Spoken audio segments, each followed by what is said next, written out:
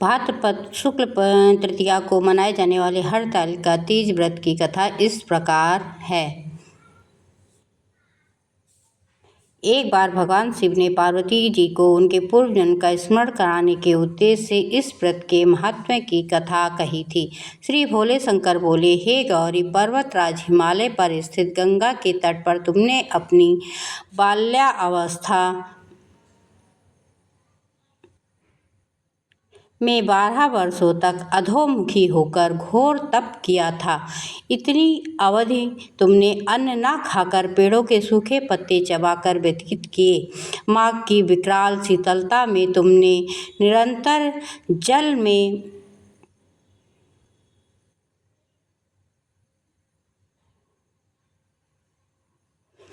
प्रवेश करके तप किया।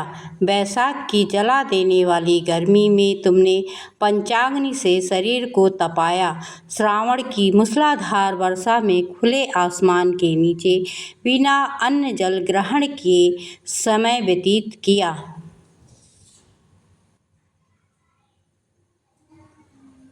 तुम्हारे पिता तुम्हारी कष्ट साधना तपस्या को देखकर बड़े दुखी होते थे।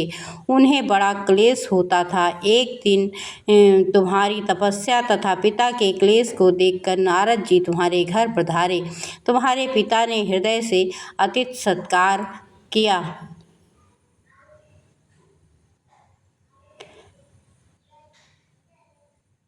और उनसे आने का कारण पूछा।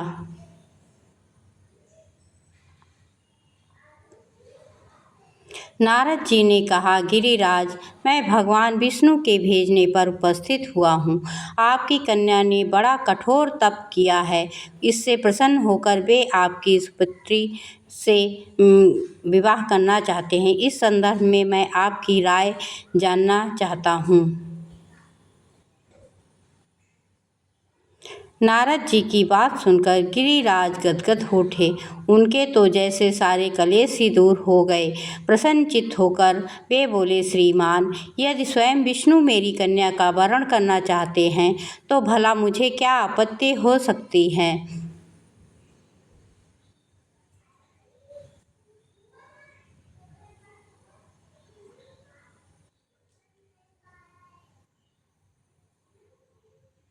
वे तो साक्षात ब्रह्म हैं। हे महर्षि, यह तो हर पिता की इच्छा होती है कि उसकी पुत्री सुख संपदा से युक्त पति के घर की लक्ष्मी बने। पिता की सार्थकता इसी में है कि पति के घर जाकर उसकी पुत्री पिता के घर से अधिक सुखी रहे।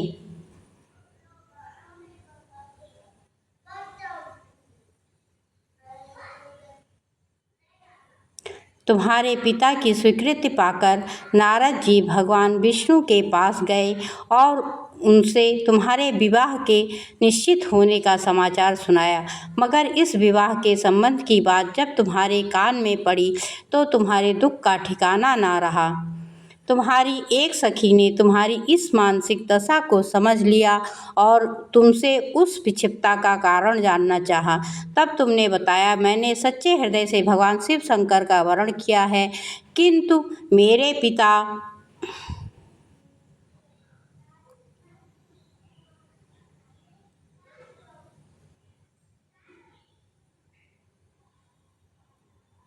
ने मेरा विवाह विष्णु जी के से निश्चित कर दिया। मैं विचित्र धर्म संकट में हूँ। अब क्या करूँ? प्राण छोड़ देने के अतिरिक्त अब कोई भी उपाय शेष नहीं बचा है। तुम्हारी सखी बड़ी सही समझदार और सूझबूझ वाली थी।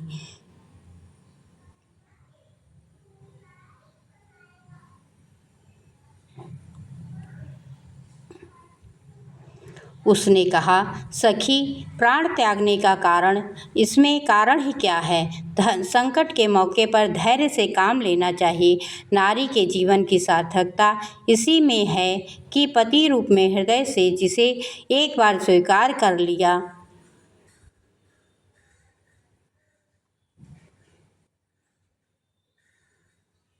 जीवन पर्यंत उसी से निर्वाह करें। सच्ची आस्था और एक निष्ठा के समक्ष तो ईश्वर को भी समर्पण करना पड़ता है। मैं तुम्हें घनघोर जंगल में ले चलती हूँ, जो साधना स्थली भी हो और जहाँ तुम्हारे पिता भी तुम्हें खोज ना पाएं। वहाँ तुम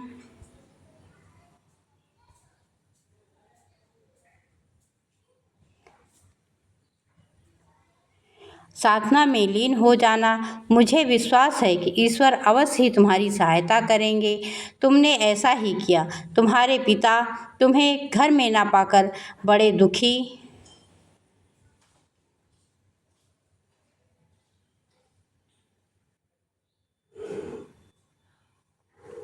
तथा चिंतित हुए।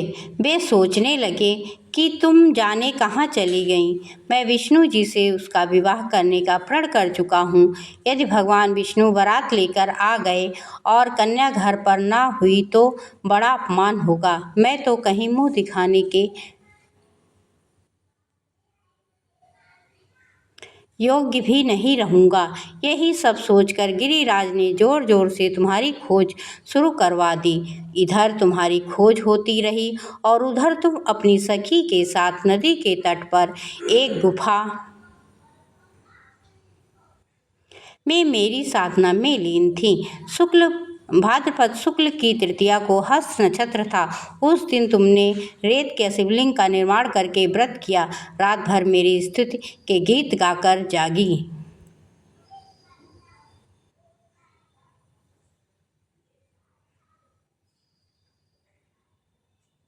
तुम्हारी इस कष्ट साधना के प्रभाव से मेरा आसन डोलने लगा, मेरी समाधि टूट गई।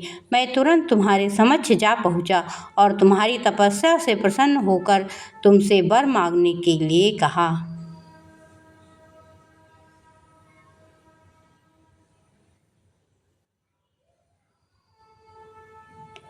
तब अपनी तपस्या के फलस्वरूप मुझे अपने समक्ष पाकर तुमने कहा, मैं हृदय से आपको पति के रूप में वर्ण कर चुकी हूँ। यदि आप सचमुच मेरी तपस्या से प्रसन्न होकर आप यहाँ पधारे हो तो मुझे अपनी अर्धांगिनी के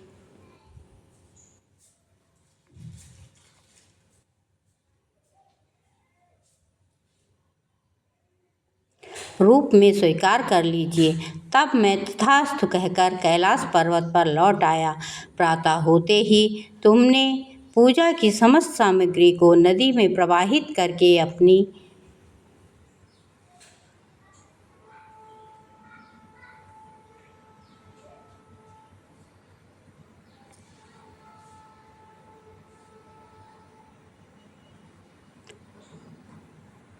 सहेली सहित व्रत का पालना किया और उसी समय अपने मित्र बंधु व दरबारियों सहित गिरिराज तुम्हें खोजते खोजते वहां आ पहुँचे और तुम्हारी इस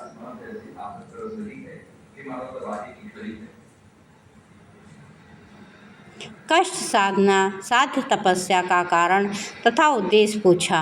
उस समय तुम्हारी दशा को देखकर गिरिराज अत्यंत दुखी हुए और पीड़ा के कारण उनकी आंखों में आंसू उमड़ आए थे।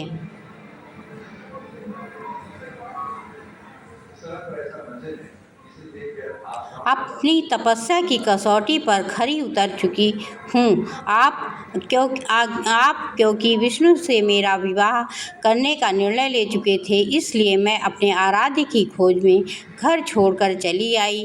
अब मैं आपके साथ इसी शर्त पर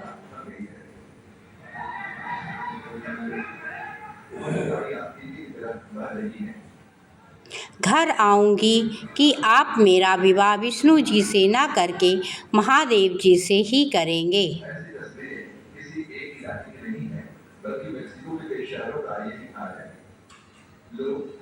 गिरिराज मान गए और तुम्हें घर ले गए। कुछ समय पश्चात शास्त्रोक्त विधि विधान पूर्वक उन्होंने हम दोनों को विवाह सूत्र में बांध दिया। हे पार्वती, भाद्रपद शुक्ल तृतीया को तुमने मेरी आराधना करके जो व्रत किया था, उसी कारण के फलस्वरूप तुमसे मेरा विवाह हो सका। इसका महत्व यह है कि मैं व्रत को करने वाली कुमारियों को मनोवांछित फल देता हूँ। इसलिए सौभाग्य की इच्छा करने वाली प्रत्येक युवती को यह व्रत पूरी एक निष्ठा और आस्था के साथ करना चाहिए। बोलिए उमापति महादेव की जय। जगत जननी जगदम्बा की जय।